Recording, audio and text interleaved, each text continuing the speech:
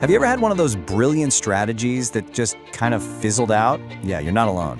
In this explainer, we're going to break down exactly how to turn those huge, ambitious plans into real-world results that you can actually see and, celebrate.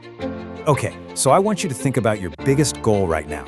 Could be for your business, your team, maybe even a personal project. You got it in your head? Good. Now, be honest with yourself. Is it a concrete plan, or is it still just a dream? Because the answer to that question, well, it can change everything. The difference between success and failure often boils down to this one simple contrast. A vague goal, something like, let's increase sales. It just leaves you drifting around, unfocused. Imagine a local coffee shop saying their goal is to become the best spot in the neighborhood. I mean, what does that even mean, right?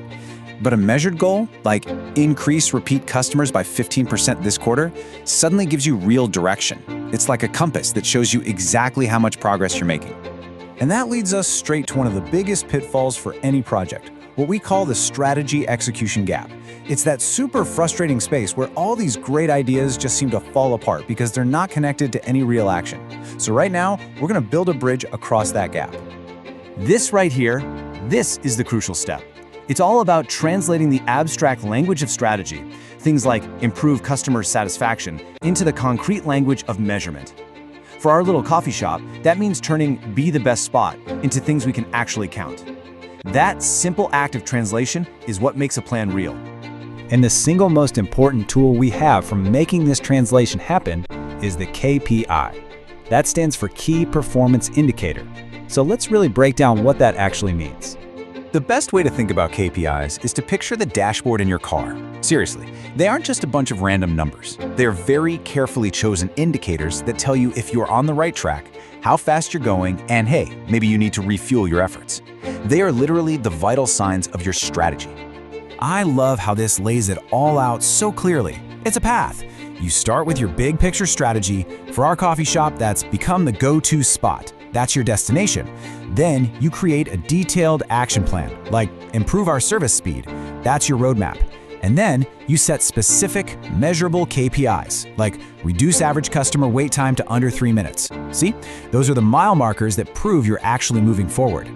But here's the thing, not all KPIs are created equal. You can't just pick any metric that looks good. So how do you create ones that are actually effective instead of just tracking numbers that don't really matter? Well, there are a few key rules of the road you gotta follow. Think of this as the ultimate checklist. Every single one of your KPIs has to pass this test. Is it directly tied to your goal? Is it realistic, but, still a bit of a stretch? A quick tip here is to look at your past performance, or what others in your industry are doing. That helps ground your ambition in reality. And most importantly, is it grounded in a specific outcome with a clear timeline? If you can't check off all these boxes, it's not the right KPI for you. So, why are we going through all this trouble? Because when you finally ground your strategy in real measurement, something really powerful happens. It completely transforms how your team works and what you can achieve. This basically breaks it down into 3 superpowers that a good KPI gives you. First, you can objectively track your progress. No more guessing if you're doing better. The numbers tell the whole story. Second, they create crystal clear accountability. When the goal is to reduce wait times, everyone on the team knows exactly what their role is in hitting that number.